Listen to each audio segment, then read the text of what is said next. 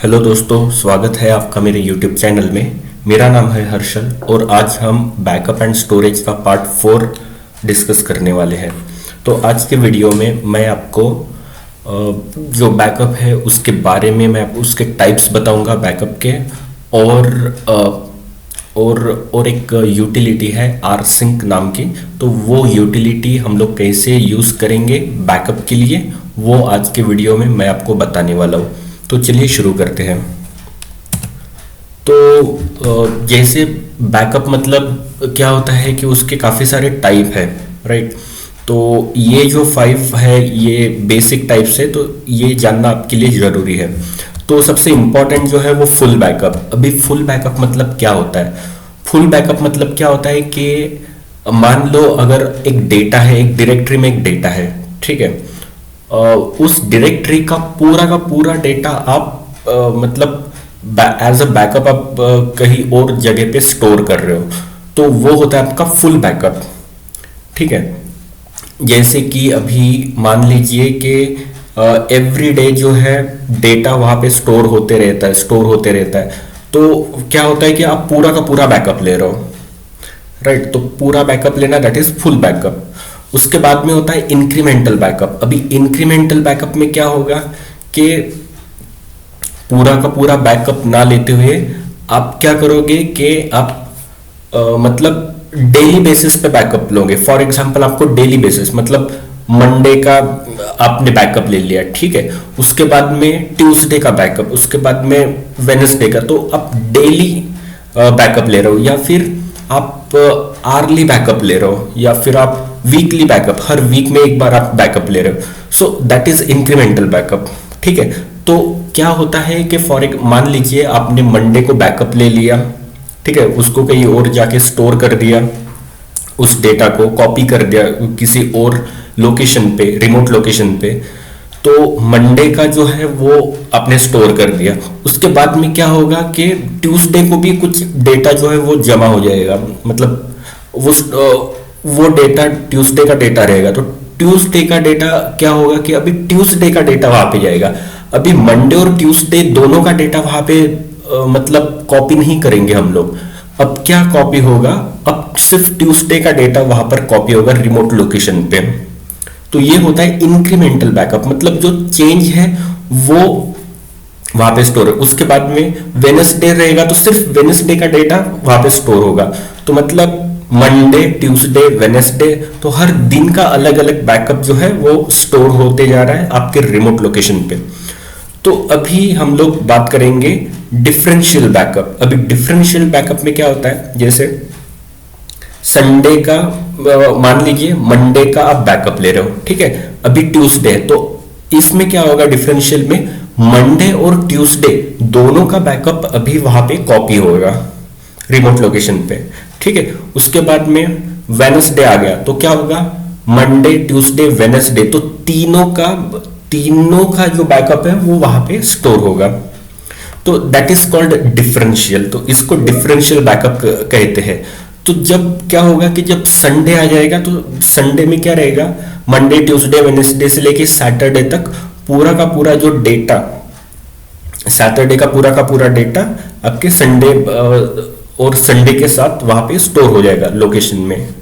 तो ये एक प्रकार का फुल बैकअप जैसा है, बट यस मतलब अब बोल सकते हो उसको, but it is called differential backup.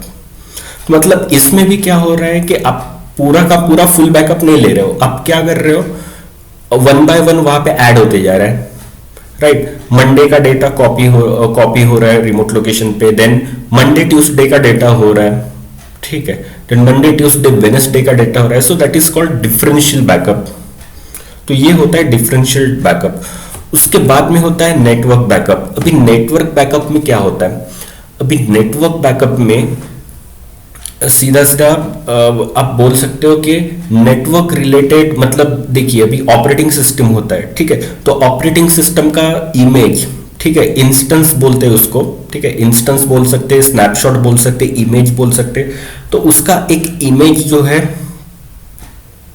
ठीक है, उसका बैकअप लेते हो, उसका इमेज स्नैपशॉट लेते हो और अपने पास रखते हो, ठीक है। या फिर मतलब जो भी नेटवर्किंग डिवाइसेस है जैसे राउटर्स है, स्विचेस है, तो उनका भी जो डेटा है, नेटवर्क इंफॉर्मेशन है, नेटवर्क डेटा होता है, नेटवर्क कॉन्फ़िगरेशन डेटा होता है, तो वो सब आप लोग एज अ बैकअप आप लोग मतलब हम लोग रखते हैं रिमोट लोकेशन पे।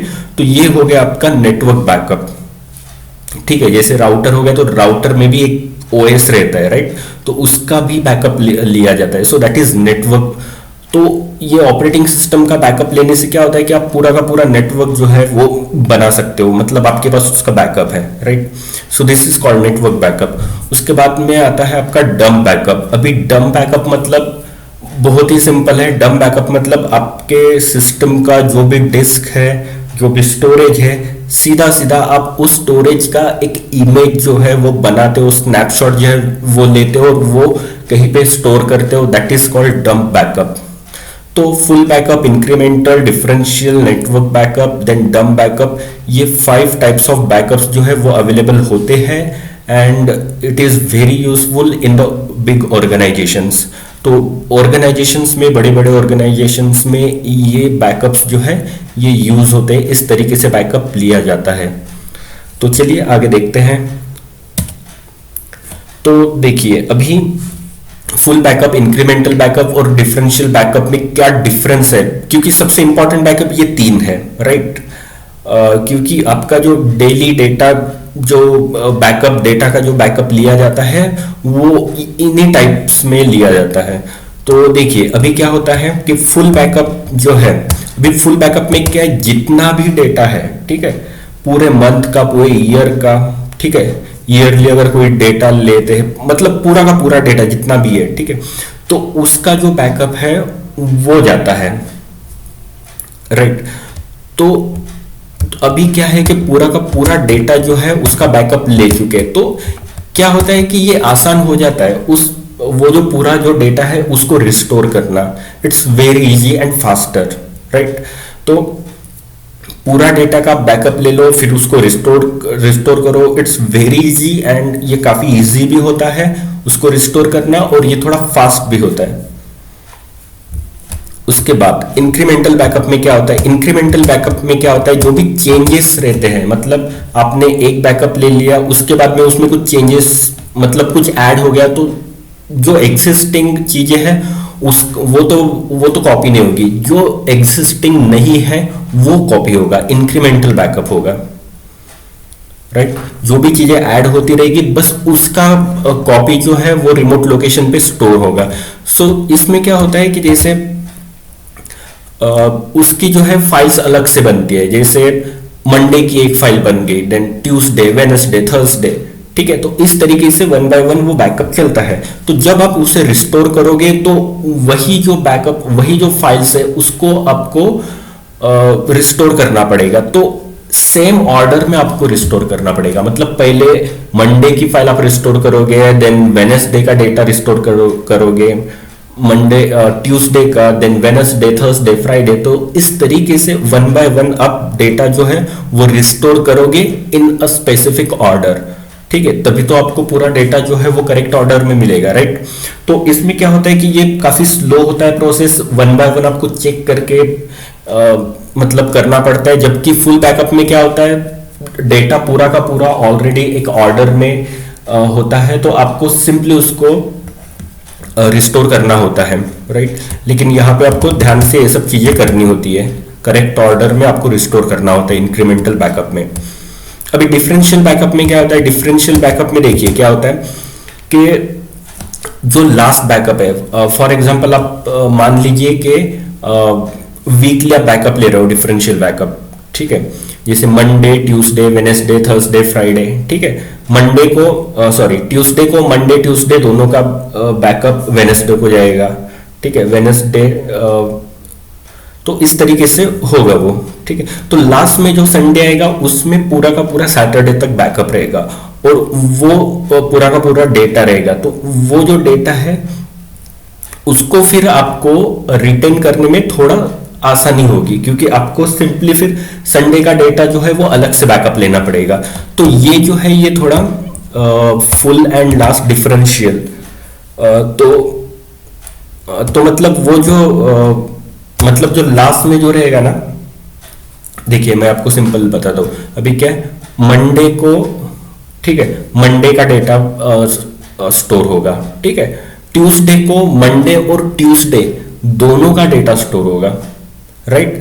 तो जब आप संडे को जाओगे, ठीक है, तो संडे को सैटरडे तक का पूरा डेटा रहेगा और संडे का भी रहेगा, मतलब संडे का भी डेटा आपको ऐड करके मिलेगा।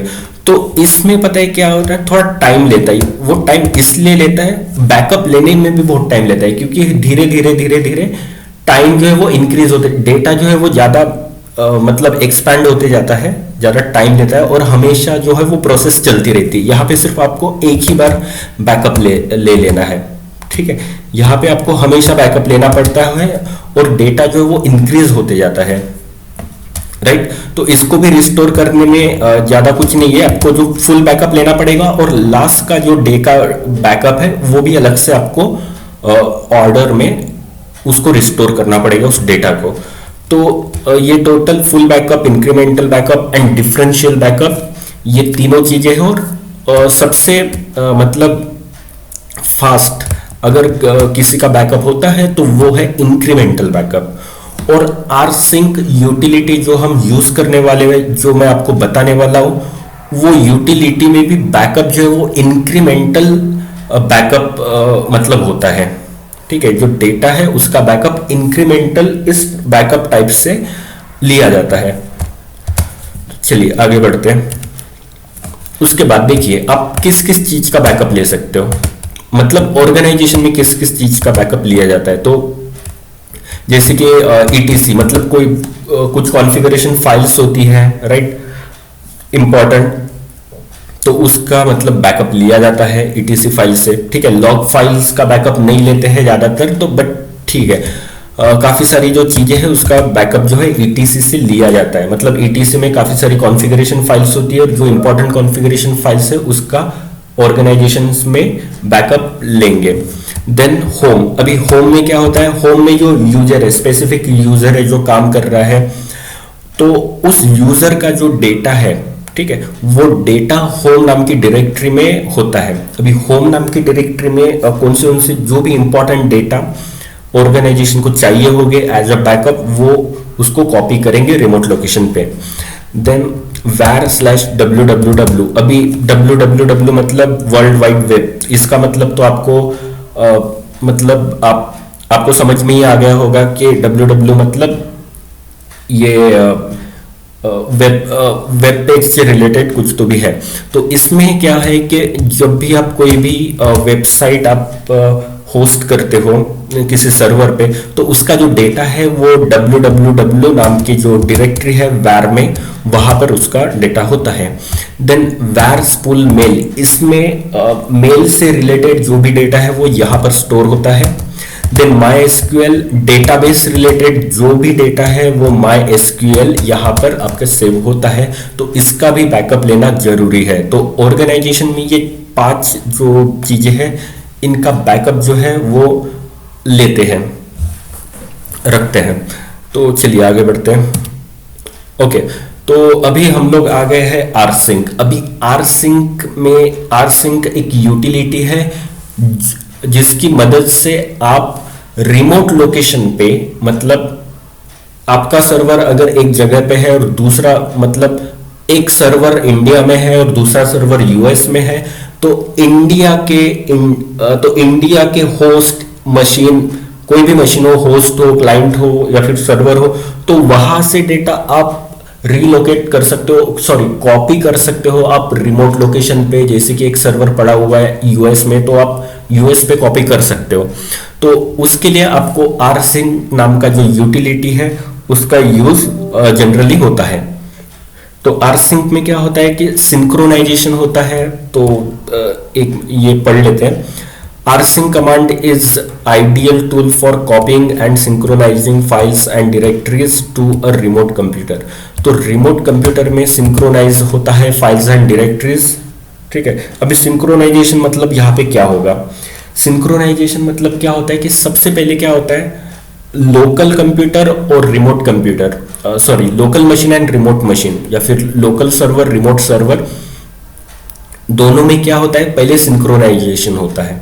ठीक है, सिंक्रोनाइजेशन मतलब अगर लोकल मशीन में अगर कोई डेटा है और सेम डेटा आपके डेस्टिनेशन मशीन पे है, तो क्या होता है, सबसे पहले सिंक करके वो पता करते हैं कि दोनों चीजें इक्वल है, तो उसका हम लोग बैकअप नहीं लेंगे। अगर कुछ चेंज है, कुछ डिफरेंट डेटा है, तो सिर्फ उसी को पुल आउट करते हैं, उसी को वो कॉपी करते हैं वहां पर, राइट। तो इसीलिए सिंक्रोनाइजेशन होता है, तो that is why R sync मतलब रिमोट सिंक्रोनाइजेशन। तो ये एक प्रकार का सॉफ्टवेयर यूटिलिटी है for Unix like systems. Then यहां पर डेल्टा ट्रांसफर अल्गोरिदम यूज किया जाता है। अभी डेल्टा ट्रांसफर अल्गोरिदम क्या होता है, जैसे कि मैंने बताया कि मतलब इंक्रीमेंटल बैकअप टाइप यूज होता है आर सिंक में। अभी इंक्रीमेंटल बैकअप टाइप मतलब आपको पता होगा, जो भी डेटा ऐड होते जाता है बस वही डेटा स्टोर होता है रिमोट लोकेशन पे। सो दैट इज, तो ये सब चीज होता है डेल्टा ट्रांसफर अल्गोरिदम की वजह से। तो ये अल्गोरिदम यहाँ पे रन होता है, यहाँ पे यूज होता है। चलिए आगे चलते हैं। और आगे आर सिंक जो है वो मतलब अगर आपको आर सिंक करना है आपको रिमोट लोकेशन पे, तो दो तरीके से आप सिंक होता है, जैसे कि टीसीपी, ठीक है, ट्रांसमिशन कंट्रोल प्रोटोकॉल जो है, जो कि यूनिवर्सल प्रोटोकॉल है। तो ये तो ऑफ कोर्स मतलब टीसीपी तो यूज होता है डेटा ट्रांसफर करने के लिए, राइट। तो इसका आप यूज कर सकते हो, ठीक है। उसके बाद में आप सिक्योर शेल का भी यूज कर सकते हो, या फिर ये होता है रिमोट शेल, या सिक्योर शेल और रिमोट शेल, इसका भी आप यूज कर सकते हो। अभी सिक्योर शेल मतलब एसएसएच, तो मतलब आपको पता होगा, थोड़ा बहुत आइडिया होगा। तो एसएसएच मतलब क्या होता है कि एक जैसे ये प्रोटोकॉल है, जैसे टीसीपी प्रोटोकॉल है, वैसे ही सिक्योर शेल होता है। मतलब रिमोट लोकेशन पे डेटा ट्रांसफर करने के लिए एसएसएच यूज होता है, ठीक है। तो पहले टेलनेट यूज होता था, बट टेलनेट वो इतना सिक्योर नहीं है। उसके बाद में एसएसएच जो है ये आ गया, मतलब ये इसका एडवांस वर्जन है टेलनेट का, ऐसा बोल सकते हो, ठीक है। सेम चीजें हैं, कम्युनिकेशन इस्टेब्लिश होता है एक मशीन से, रिमोट लोकेशन के मशीन से कम्युनिकेशन इस्टेब्लिश होने के बाद में डेटा जो है वो ट्रांसफर होता है, राइट। तो सिक्योर शेल में क्या होता है, सिक्योर शेल में जो भी डेटा आपका ट्रांसफर होगा, वो आपका डेटा जो है वो एन्क्रिप्टेड फॉर्म में रहेगा, ताकि कोई भी आपके डेटा को ना देख पाए, या फिर उसको ना चुरा पाए, ठीक है, ना देख पाए, राइट। तो ये सब चीजें होती हैं। तो चलिए आगे, ओके। तो अभी मैं आपको आरसिंक के बारे में बताता हूँ। तो चलिए प्रैक्टिकल करते हैं आरसिंक का। तो आरसिंक के प्रैक्टिकल के लिए, ओके, 1 2 3 4, ठीक है। तो आरसिंक के प्रैक्टिकल के लिए सबसे पहले जो है एसएसएच जो है वो होना चाहिए दोनों मशीन में, ठीक है। तो मैं अभी सिंपली क्या करूंगा, मैं यहां से इस मशीन से, ये मेरा वर्चुअल मशीन है,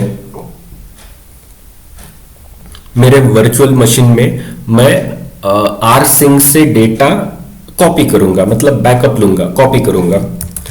तो चलिए सबसे पहले यहां पे sudo -i कर लेता हूं, राइट। तो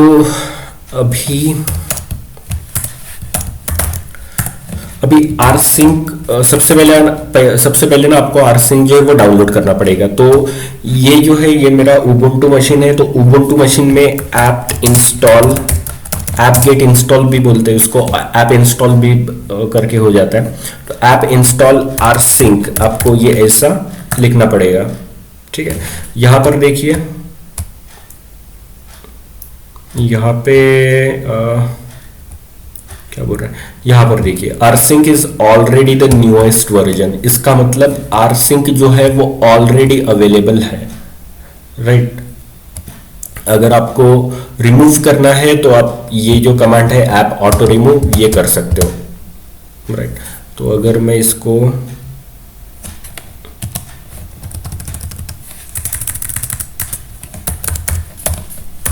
ऑटो रिमूव अगर करता हूँ तो क्या होता है, चलिए देखते हैं। ऑटो रिमूव करके फिर से मैं इसको इंस्टॉल कर लेता हूँ।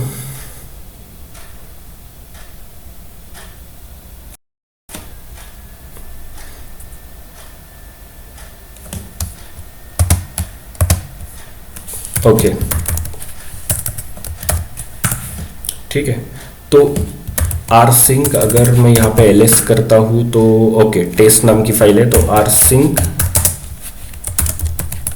टेस्ट अगर मैं करता हूँ तो देखिए rsync जो है वो अवेलेबल ही नहीं है। और यहाँ पर देखिए, यहाँ पे आपको दिखाई देगा इन्होंने बोला है कि ऐप इंस्टॉल rsync ये कीजिए, ठीक है। तो इसको मैं कॉपी कर लूँगा, यहाँ पे पेस्ट, तो इस तरीके से ये डाउनलोड भी हो जाएगा। उबुंटू, काली या फिर डेबियन में आप इस तरीके से rsync कमांड जो है, rsync यूटिलिटी जो है वो इंस्टॉल कर सकते हो, ठीक है। देन आपको सेम चीज आपको यहाँ पे भी करना पड़ेगा। अभी rsync yum, यहाँ पे yum इंस्टॉल rsync होगा, राइट।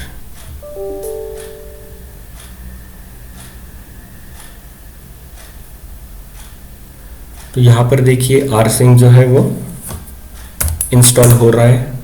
तो इस तरीके से आप rsync जो है वो इंस्टॉल कर सकते हो।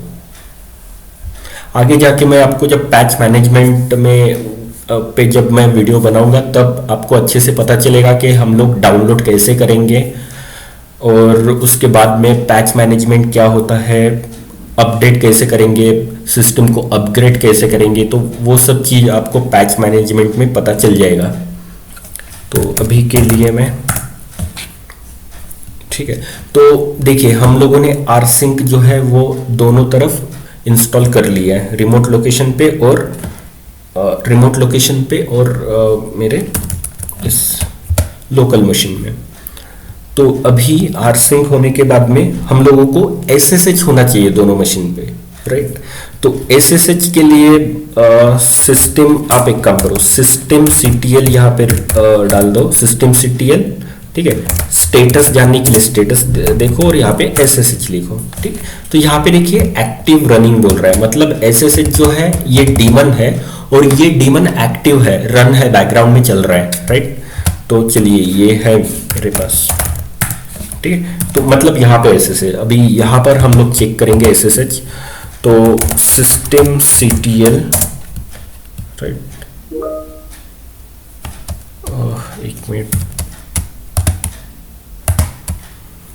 Okay guys. तो सिस्टम CTL स्टेटस, इसका स्टेटस जानेंगे, SSHD है या नहीं है।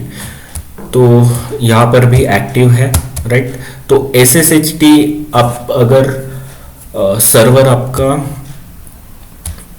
ये रेड हैट या फिर CentOS ये सर्वर है तो आप SSHD इसका स्टेटस देखोगे क्योंकि यहाँ पर SSHD है। और अगर डेबियन या फिर उबुंटू, काली ये सब है तो आप लोग SSH इसका स्टेटस चेक करोगे। तो SSH SSHD both are same, ठीक है। तो बोथ आर रनिंग, मतलब दोनों भी सिस्टम में SSH अवेलेबल है, रनिंग है, वर्किंग है, राइट। देन दोनों सिस्टम में rsync यूटिलिटी जो है वो अवेलेबल है। तो जो बेसिक चीजें थी वो हम लोगों ने कंफर्म कर ली है। तो चलिए आगे हम लोग देखते हैं। अभी क्या करना है मुझे, ओके। अभी और एक चीज़ है, मतलब यहाँ पे मैं आपको दिखा देता हूँ। अभी क्या है कि आपको एक चीज़ जो है यहाँ पे देखना पड़ेगा, वो ये है कि अगर आपको ना कॉन्फ़िगरेशन फाइल्स जो है वो वहाँ पे कुछ चेंजेस करने होंगे। तो जैसे ETC में SSH है, राइट, SSH में SSH, तो इसको डबल टैप करेंगे तो यहाँ पर देखिए SSHD कॉन्फ़िग। तो ये SSHD कॉन्फ़िग जो है, SSHD कॉन्फ़िग जो है, इस कॉन्फ़िगरेशन फाइल को आपको यहाँ पे, राइट, यहाँ पे आपको चेंज करना पड़ेगा। तो जैसे आप ये देखिए, यहाँ पे सबसे ऊपर हम लोग आ गए। अभी नीचे नीचे आइए इस फाइल में, और यहाँ पर आप ऑथेंटिकेशन में आ जाइए, राइट। तो ये है ऑथेंटिकेशन। तो ऑथेंटिकेशन में देखिए लॉगिन ग्रेस टाइम 2M, ठीक है। तो ये वाला जो है ना, ये परमिट रूट लॉगिन, ये यस होना चाहिए। ये आपको चेक करना होगा, क्योंकि काफ़ी बार जो है ना वो नो होता है, और यहाँ पर जो है वो कमेंट, यहाँ पे जो है इसे एज अ कमेंट जो है ये इस तरीके से होता है।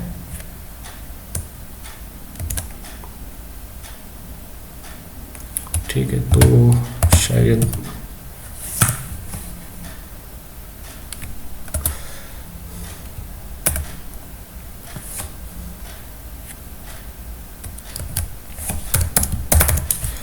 कुछ गलत कर दिया मैंने।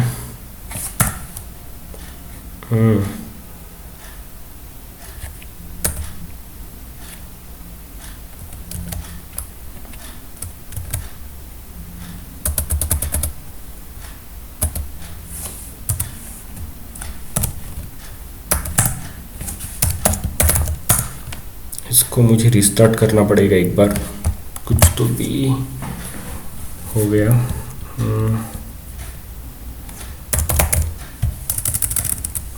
रिबूट करना पड़ेगा। ठीक है, इसको मैं एक बार रिबूट कर लेता हूँ, क्योंकि कुछ तो भी गलत मैंने टाइप कर दिया कॉन्फ़िगरेशन फाइल में। तो चलिए इसको रिबूट कर लेता हूँ मैं। तो तब तक हम लोग इसको रिबूट होने देते हैं, तब तक हम लोग यहाँ पर चेंजेस कर दें। तो यहाँ पे मैं Vim में जाऊँगा, then etc, then SSH, then SSHD, right, config file में जाऊँगा। तो यहाँ पर बोल रहा है Vim etc SSH SSHD। Okay, Vim जो है वो यहाँ पर अवेलेबल नहीं है, राइट। तो ओके, नो प्रॉब्लम। अगर Vim नहीं है तो यहाँ पर VI जो है, VI यूटिलिटी होगा। ओके, तो VI से भी हम लोग कर सकते हैं। तो ये एक प्रकार का नोटपैड है। तो चलिए यहाँ पे ऑथेंटिकेशन में जाएंगे। ऑथेंटिकेशन में आपको यहाँ पर परमिट पब्लिक ऑथेंटिकेशन, ये देखिए पब्लिक की ऑथेंटिकेशन जो है इसको एस करना होता है। ठीक है, तो हम लोग यहाँ पर भी कर सकते हैं और वहाँ पर भी कर सकते हैं, बट इसको आई कर लेते हैं। तो शिट,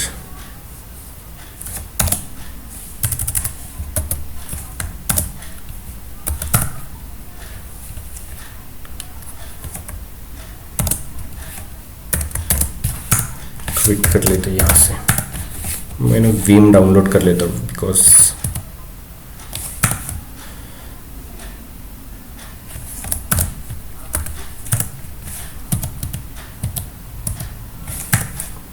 क्या है एप्ट इंस्टॉल वी। यहाँ पर मैं Vim डाउनलोड कर लेता हूँ, क्योंकि मुझे Vim जो है दैट इज, मैं फैमिलियर हूँ Vim के साथ, Vim एडिटर के साथ। सो ठीक है,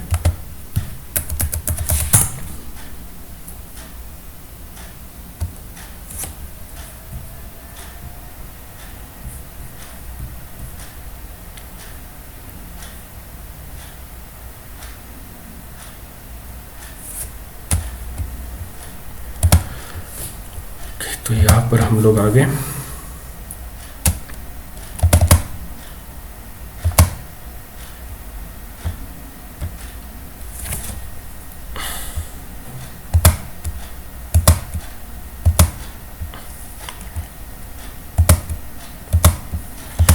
ठीक है,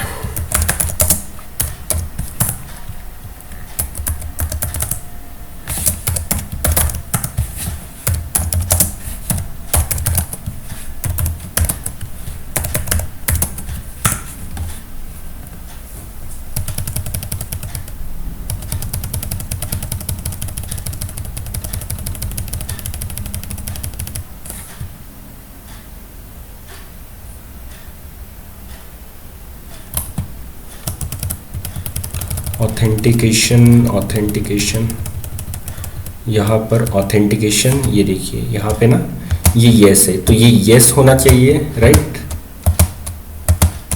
उसके बाद और नीचे हम लोग जाएंगे तो यहाँ पर आपको पासवर्ड की का एक ऑप्शन रहेगा, ये देखिए पासवर्ड ऑथेंटिकेशन, ये भी येस होना चाहिए। ये देखिए अगर इसके सामने हम लोगों ने हैश अगर यूज़ कर लिया तो इसका मतलब ये हो जाएगा कि ये कमेंट है, ये कोई मतलब इसको वो रन नहीं करेगा, राइट। अगर इसके सामने हमने हैश लगा दिया तो, बट अगर इसके सामने से मैं हैश हटा दिया तो मतलब ये रन होगा, राइट। तो पासवर्ड ऑथेंटिकेशन जो है वो येस है, ठीक है। इसको भी येस ऑलरेडी यहाँ पे कर दिया है, ठीक है। नहीं होगा तो आपको, नो होगा तो आपको वहाँ पे एस करना है, और ये जो हैश का साइन होगा तो उसको हटा देना है, मतलब परमिट रूट लॉगिन येस होना चाहिए। तो इस तरीके से आप लोग इसे यूज़ कर सकते हो।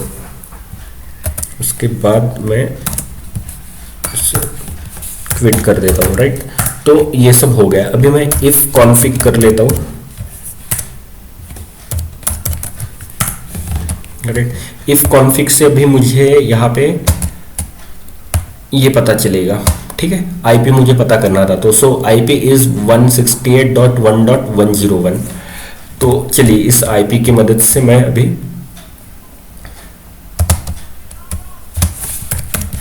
कम्युनिकेशन एस्टैब्लिश करता हूँ दोनों मशीन में। तो अभी मुझे क्या करना होगा, सबसे पहले तो ये देखिए cd home duck, then duck के बाद डेस्कटॉप, राइट, देन yt। तो अगर मैं इसमें एलिस करूँ तो देखिए बहुत सारे जो है बहुत सारे जो वीडियोस हैं वो यहाँ पे है, राइट। तो अभी मुझे क्या करना है कि कोई तो भी, अभी मुझे क्या करना है कि ये एक जो वीडियो है मैं इसे चाहता हूँ कि मेरे वर्चुअल मशीन जो दूसरा लोकेशन पे जो मशीन है वहाँ पर मैं इसे भेजूँ, राइट। उसका बैकअप लूँ, उसे वहाँ पर सेव करूँ, कॉपी करूँ। तो ये करने के लिए मुझे सिंपली क्या करना होगा, मुझे rsync का यूज़ करना पड़ेगा। अभी rsync, अभी ये देखिए ये जो चीज़ है ये ls है, राइट। अगर मैं rsync भी कर लूँ ना, rsync का यूज़ ये ऐसे भी होता है, जैसे आप rsync यहाँ पे लिख दो और यहाँ पे yt आप कर दो, तो ये देखिए yt के अंदर का पूरा डेटा वो यहाँ पे आपको बताएगा। rsync ये जो है ls-l, ऐसे भी आप लोग यहाँ पे इसका ऐसे भी यूज होता है rsync का। तो rsync से आप लिस्टिंग भी कर सकते हो, राइट।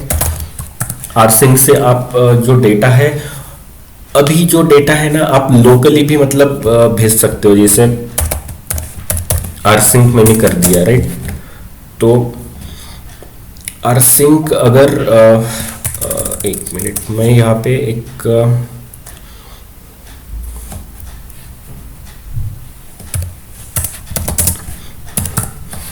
तो यहाँ पे देखिए एक यहाँ पे एक टेस्ट नाम की जो फाइल है वो यहाँ पे मैं बना देता हूँ, जैसे mkdir, ठीक है। देन यहाँ पे टेस्ट नाम की जो फाइल है वो मैं क्रिएट कर देता हूँ। तो अभी टेस्ट नाम की जो फाइल है ls, यहाँ पे देखिए टेस्ट नाम की जो फाइल है ये यहाँ पे बन गई है, राइट। सॉरी डायरेक्टरी है वो, ये यहाँ पर बन गया है। अभी टेस्ट नाम की डायरेक्टरी में मुझे क्या करना है, कॉपी करना है, ठीक है। अभी कॉपी तो पता है आप लोगों को, cp से हम लोग कॉपी करते हैं, rsync से भी हम लोग कॉपी कर सकते हैं, ठीक है। rsync से कॉपी कैसे करेंगे, अभी rsync जो है वहां पे आपको yt है, yt के अंदर का जो पूरा का पूरा डेटा है वो मुझे कॉपी करना है, कहाँ पे, टेस्ट में, राइट। तो अभी ये देखिए yt का जो पूरा डेटा है वो टेस्ट में कॉपी हो रहा है, राइट। अभी कॉपी हो चुका है, ठीक है। अभी अगर मैं यहाँ पे ना हाइफन, ओके ठीक है, यहाँ पे ना चलिए हम लोग देख लेते हैं, राइट। तो ये देखिए टेस्ट में पूरा का पूरा जो डेटा है वो टेस्ट में कॉपी हो चुका है।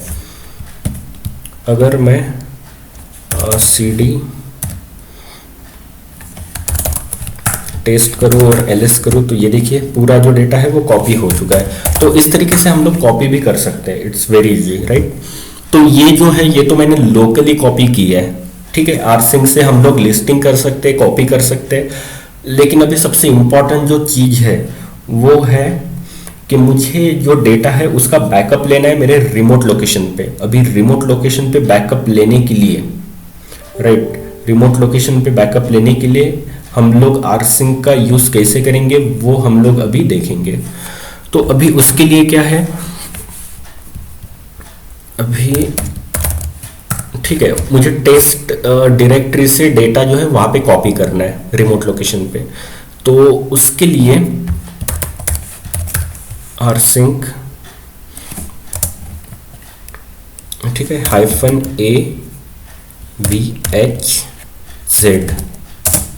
राइट। तो ए मतलब होता है अर्काइव, मतलब जो डेटा है पूरा का पूरा उसको अर्काइव किया जाएगा। देन उसको वी मतलब वर्बोस, ठीक है। तो मतलब वो जो भी प्रोसेस होगी वो आपको दिखाई देगी। देन एच मतलब ह्यूमन रीडेबल फॉर्म में आ जाएगा और जेड मतलब कॉम्प्रेस हो जाएगा। मतलब क्या होगा कि जो ट्रांसफर ऑफ डेटा जो है वो काफ़ी आसान हो जाएगा और वो फास्ट वे में आपका रिमोट लोकेशन पे कॉपी हो जाएगा। तो इसलिए AVHZ ये यूज़ होता है, ये जो फ्लैग्स है ये ऑप्शन से ये हम लोग यूज़ करेंगे rsync के साथ, ठीक है। तो अभी क्या करना है मुझे, आपको टेस्ट में जाऊंगा, टेस्ट का जो पूरा डेटा है वो मुझे कॉपी करना है। बट अभी ये मुझे कॉपी कहाँ पे करना है, मुझे रिमोट लोकेशन पे कॉपी करना है। तो मुझे उसका IP एड्रेस जो है वो पता होना चाहिए 168.1.101, ठीक है। देखिए यही वाला IP है इस मशीन का, ये देखिए 192.168.1.101। तो इस तरीके से आप लोग यहाँ पे कर दोगे, ठीक है। तो अभी मुझे ये कॉपी कहाँ पे करना है राइट, लोकेशन मुझे पता होनी चाहिए। तो एक मिनट, मुझे नहीं डेस्कटॉप पे कॉपी करना है। तो डेस्कटॉप का मैं देखिए मैं किस तरीके से करता हूँ, CD डेस्कटॉप पे चला जाऊंगा मैं, ठीक है। यहाँ पे PWD यूज़ करूंगा। तो PWD से मुझे प्रेजेंट वर्किंग डायरेक्टरी कहाँ पे रहे वो पता चलेगा। So that is root and desktop, ठीक है। तो सेम यहाँ पे मैं रूट एंड डेस्कटॉप राइट, ये देखिए रूट एंड डेस्कटॉप। तो इसको मैं एंटर करता हूँ और यहाँ पे पासवर्ड डाल देता हूँ रिमोट लोकेशन का। और यहाँ पर देखिए सेंडिंग इंक्रीमेंटल फाइल्स लिस्ट। तो क्या हो रहा है कि इंक्रीमेंटल बैकअप टाइप जो है वो यूज करता है rsync। तो ये देखिए 1 by 1 पहला जो वीडियो है वो चला गया, सेकंड, थर्ड, फोर्थ राइट।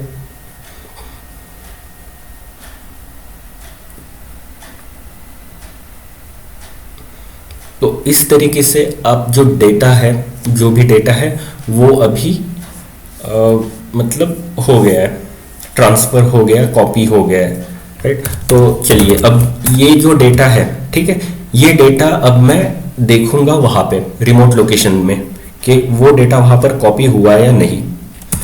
तो सिंपली मैं मेरे रिमोट लोकेशन पे जाता हूँ राइट। तो मैं अभी वहीं पर हूँ डेस्कटॉप में। तो यहाँ पे ls करता हूँ तो ये देखिए पूरा डेटा राइट डेस्कटॉप में। तो मतलब मैं एक काम करता हूँ, यहाँ पे डेस्कटॉप पे चला जाता हूँ और ये है डेस्कटॉप।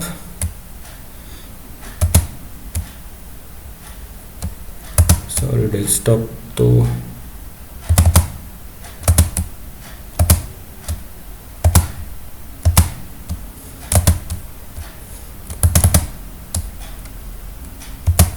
डेस्कटॉप में होना चाहिए डेटा, बट यहाँ पे नहीं।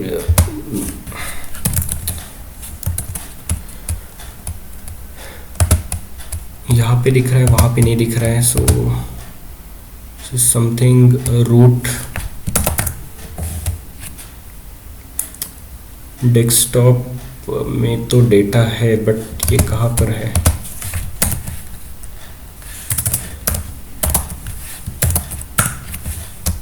और रूट के डेस्कटॉप में है। ओके, तो यहाँ पर तो डेटा मिलना चाहिए था।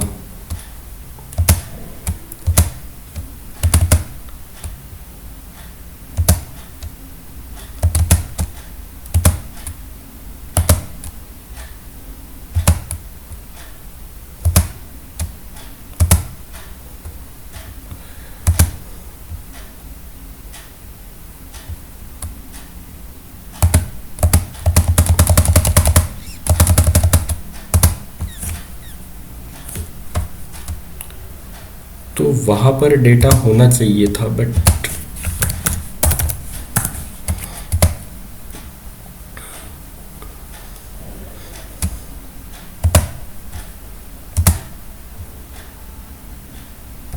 शायद मुझे इसे रिस्टार्ट करना पड़ेगा। रिबूट, चलिए रिबूट करके देखता हूँ मैं, क्योंकि वो डेटा जो है वो यहाँ पे शो करना चाहिए था डेस्कटॉप में।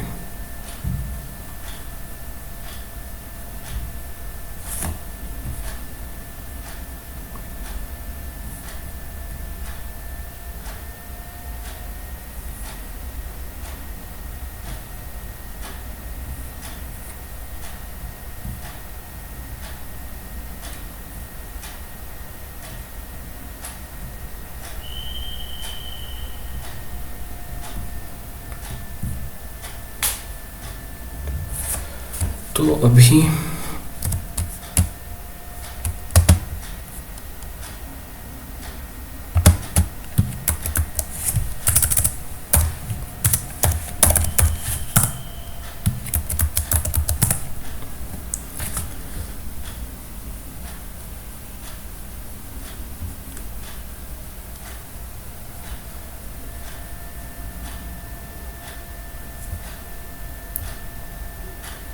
ओके,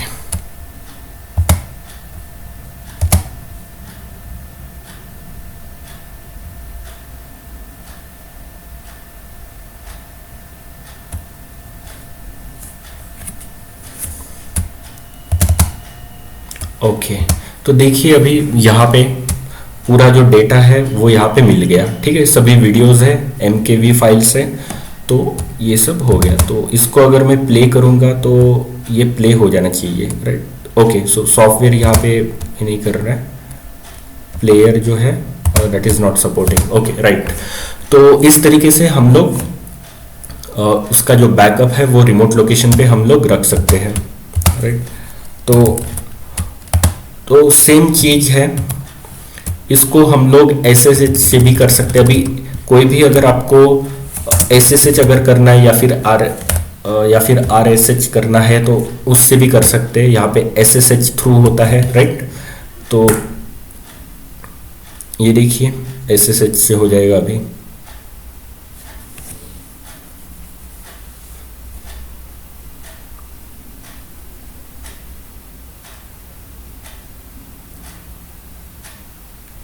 काफ़ी टाइम ले रहा है। ओके, ओके, तो इसका मुझे IP एक बार चेक करना पड़ेगा।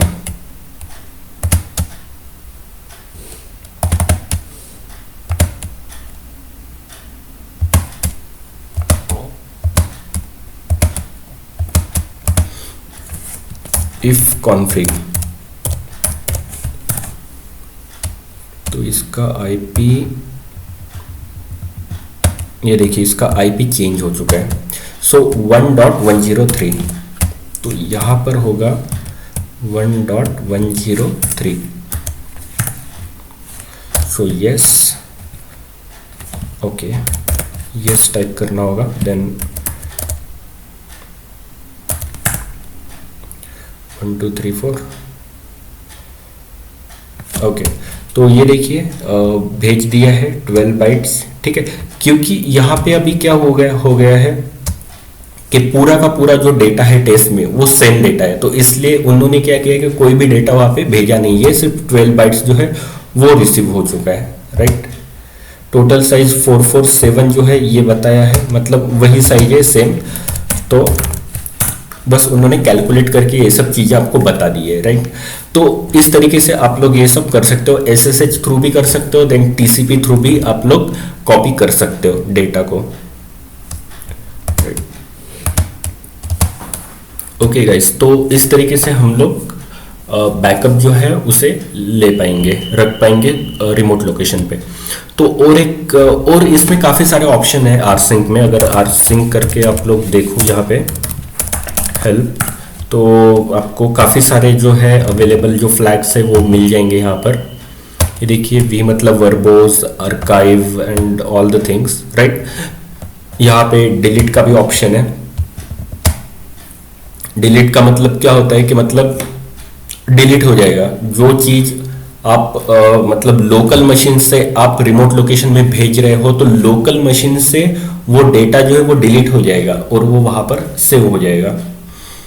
तो that is delete. So remove का भी एक ऑप्शन है। सो बहुत सारे ऑप्शंस यहाँ पे अवेलेबल है, बट मतलब जो सिंपल चीज़ है वो ये है कि आप मतलब उसका बैकअप ले सकते हो इजीली। बाकी तो बहुत सारे ऑप्शंस अवेलेबल है।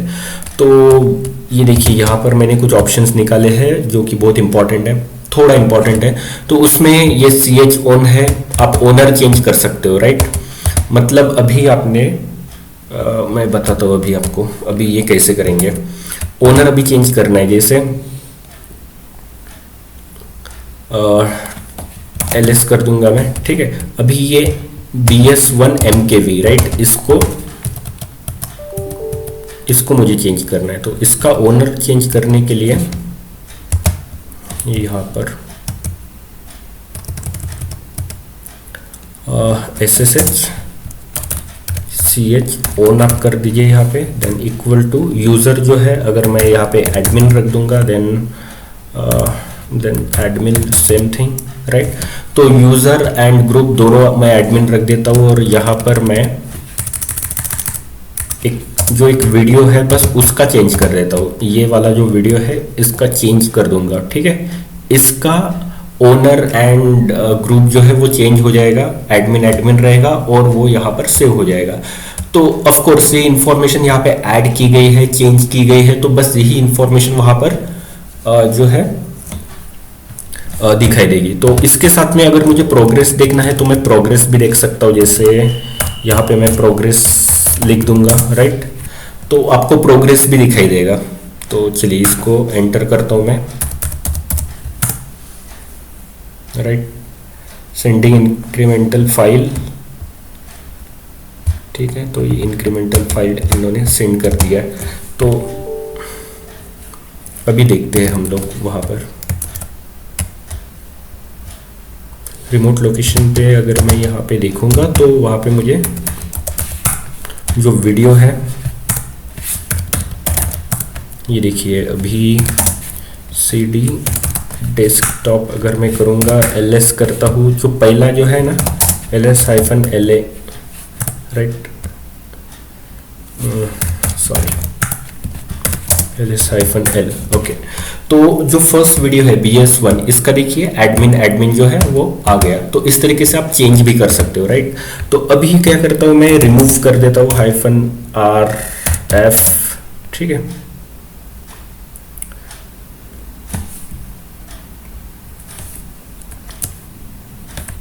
यहाँ पे स्टार कर देता हूँ, मतलब सभी के सभी रिमूव हो जाएंगे, राइट। तो LS अगर मैं करूँगा तो देखिए कुछ भी नहीं है, राइट। तो फिर से मैं क्या करता हूँ, अभी इसको मैं करता हूँ, तो आपको प्रोग्रेस जो है फ्लैग, इसका भी मतलब आपको पता चल जाएगा कि प्रोग्रेस से क्या होता है, राइट। तो यहाँ पे मैं 1 2 3 4 अभी पूरा का पूरा 1 बाय 1 वहाँ पे कॉपी होगा। तो ये देखिए फर्स्ट फ्लैग, ओके। तो जो मैंने BS1 जो भेजा था, तो BS1 का यहाँ पे प्रोग्रेस बताया, राइट। तो अगर मैं यहाँ पर प्रोग्रेस का ना बता के यहाँ पर सिर्फ,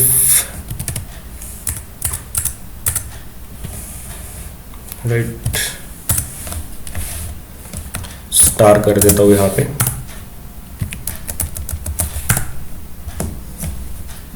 तो ये देखिए अभी जितनी भी वीडियो है इसका प्रोग्रेस आपको दिखाई देगा।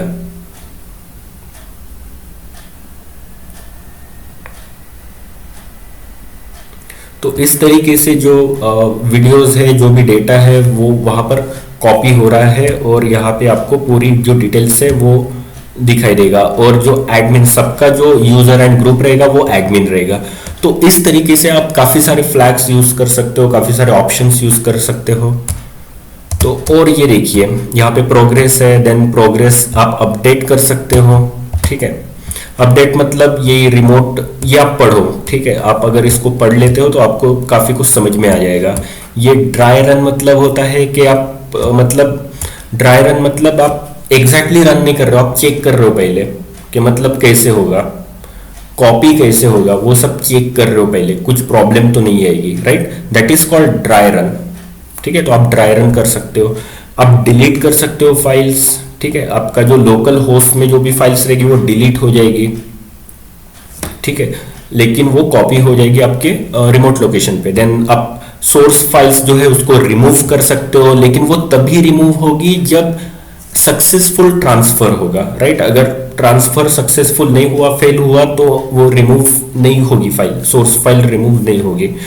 देन आप प्रोग्रेस कर सकते हो, प्रोग्रेस तो मैंने आपको बता दिया है कि मतलब ट्रांसफर में वो दिख जाता है। देन आप चेंज ओनर कर सकते हो। सो काफ़ी कुछ है जानने के लिए। तो आप सिंपली आप मतलब हेल्प पेज देख लो, मैन पेजेस देख लो, तो आपको काफ़ी कुछ पता चल जाएगा। So this is the end guys, this is the end of the video. So thank you so much guys for watching my video. Have a good day. Bye.